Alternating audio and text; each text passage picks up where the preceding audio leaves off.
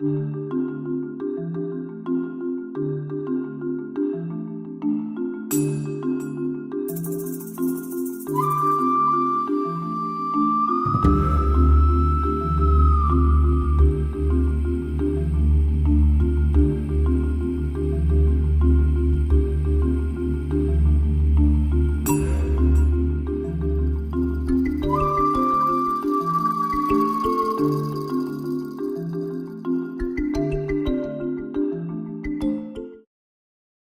is very important to count on sound information which can be easy to be understood by anyone who wants to read that information, that gives us a clue on how vulnerable we all are.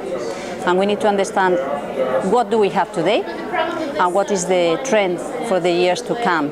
So to assess the type of decisions that any public or private player wants to take under this context, avoiding any additional risk that can be managed in advance. The Climate Vulnerability Monitor is a very important tool to be able to measure the impact of climate change on communities, countries, and peoples around the world. What we cannot measure, we cannot affect. We need to be able to measure the impact of climate change so that through proactive policies from government sides, positive interventions from the business community and NGOs around the world, we can help mitigate the effects of climate change and thus provide better livelihoods for people on our planet.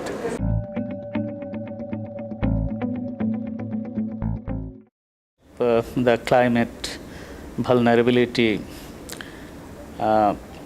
issue is causing a great problem to the human lives, environment, and natural resources in every country around the globe, including Bangladesh.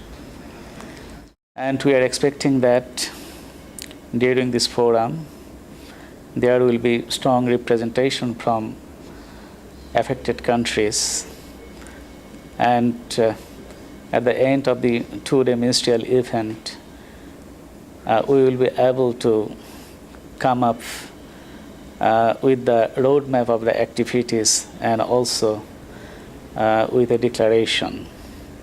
So basically, Bangladesh will seek to do something what was reached in Malé in Maldives, and we will work on it, and we will concentrate on the legitimate rights of the affected countries affected by the climate change.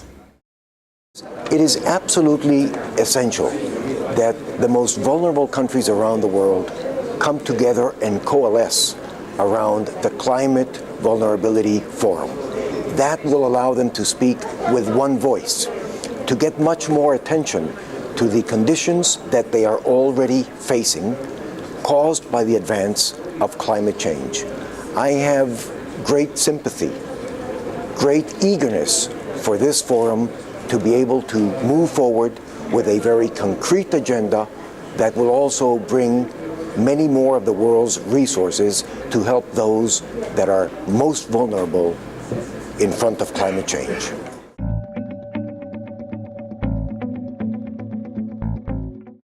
Spain is quite vulnerable to climate change, but it is not the only one.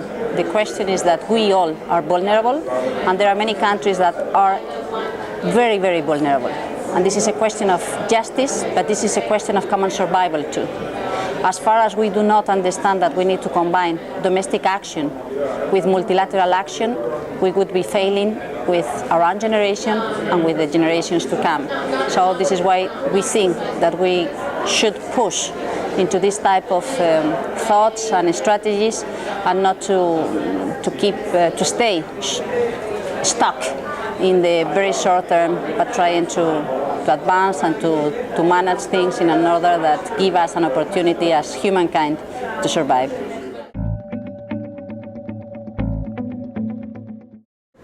Inaction with respect to climate change would lead us to a world where we really don't want to be, to conditions on the planet that are absolutely inhospitable and that would create great hardship for the generations to come.